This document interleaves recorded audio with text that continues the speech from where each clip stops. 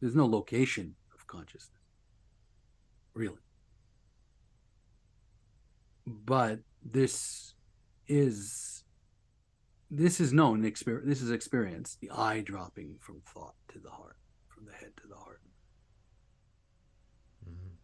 and it is void in some way. It is empty. I mean, that's the whole point of the heart. It's silent.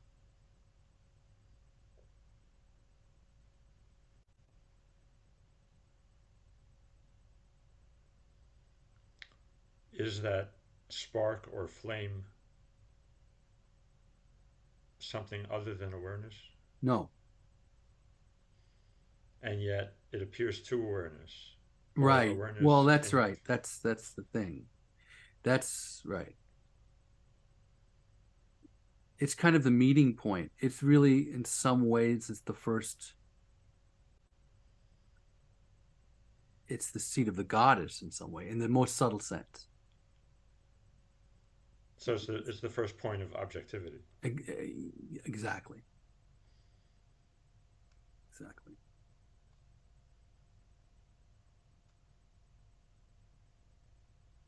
But it's so close to subjectivity because it's like recognizing the pixels on a TV screen or the pixels on the computer screen. It's like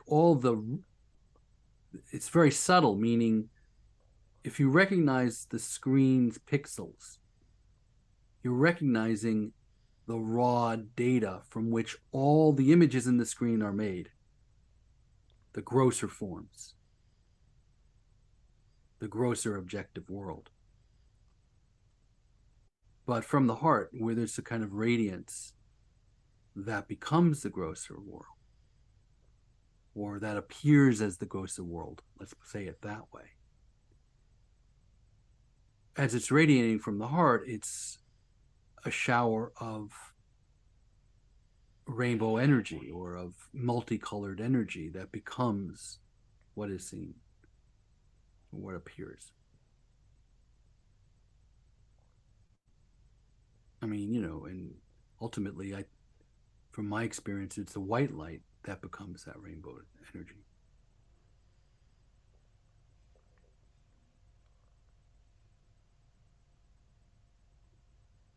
But of course, the recognition of that is, I mean, it's seen at that level, then there's no heart or location because all of that is in reference to the body,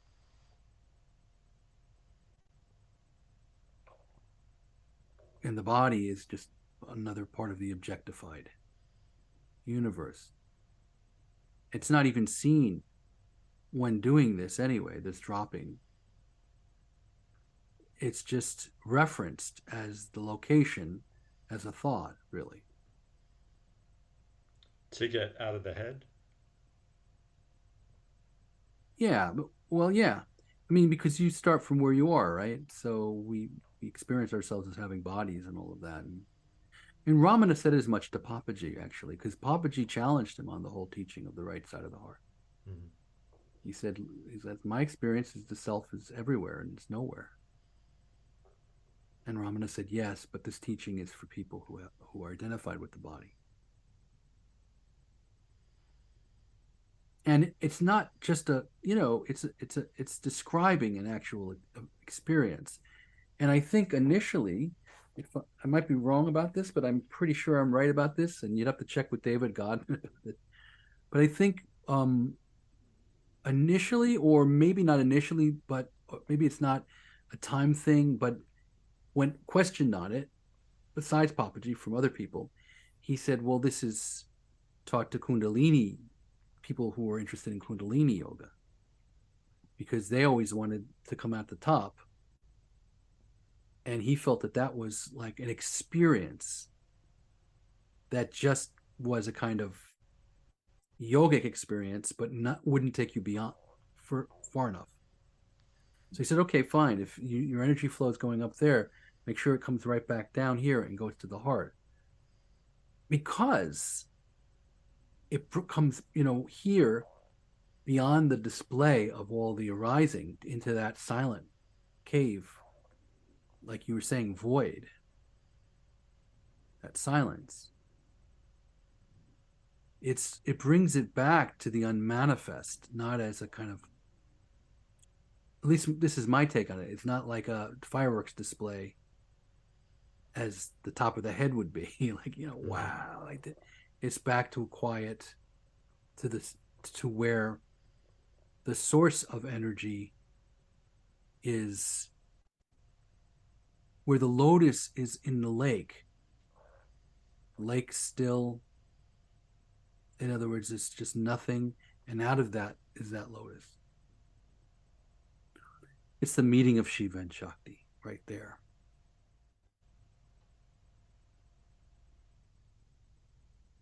But it's not, we don't start from there really. We're starting from bodies. We start with gross matter and have to trace ourselves back into the silence to see, it's all being radiated from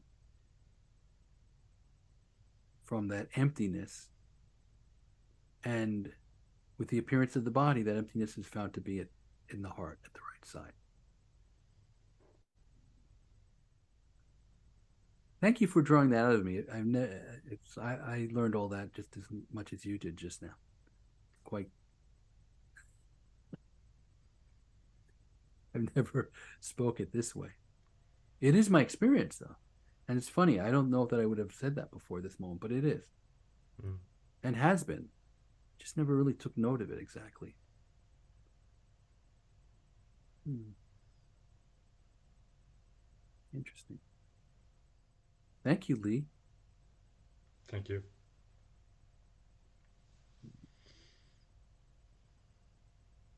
Victor. Oh, hi, Oh, Angela. I wanted to follow on from what you were just saying. Okay, Victor, I will get you next. Okay, brother. I saw your hand. Okay. Sorry, Victor. Um, how do you acquaint yourself with the silence?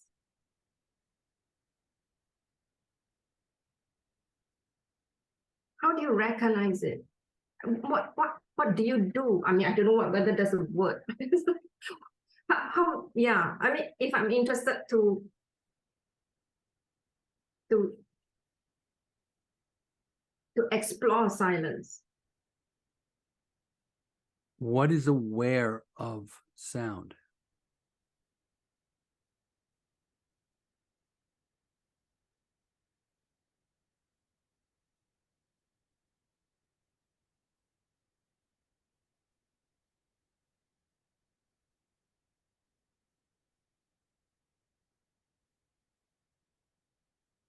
So that's, you bring the tension there.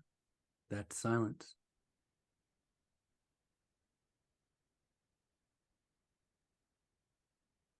You are silent in this sense of silence.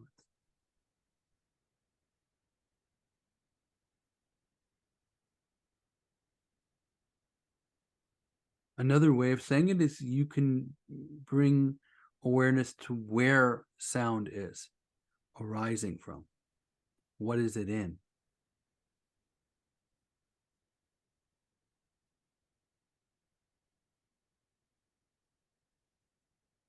So, like right now,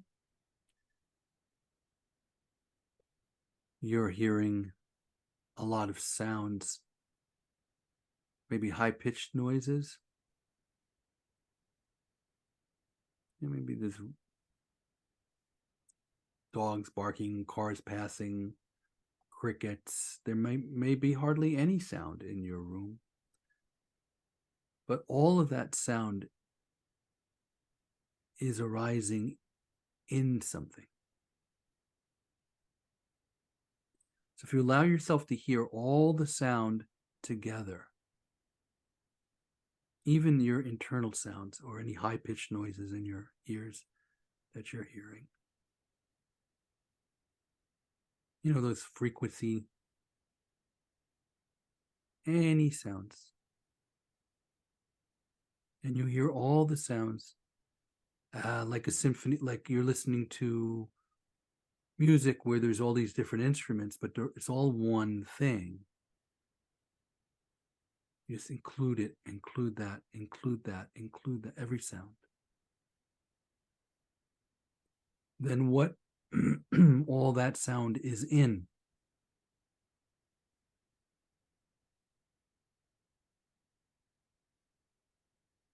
is recognized. Or you can recognize it. Bring your attention there.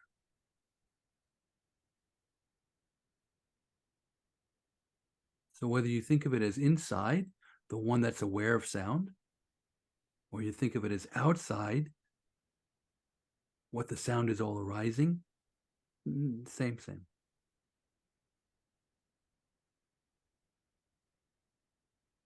No difference, inside, outside.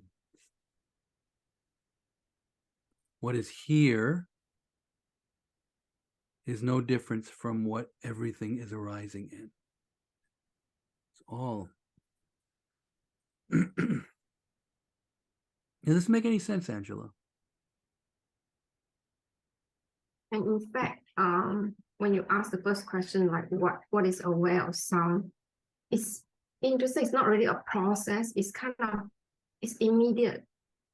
The knowing is it's just there. Yes. Exactly. So easy, huh? Thank you. You're welcome.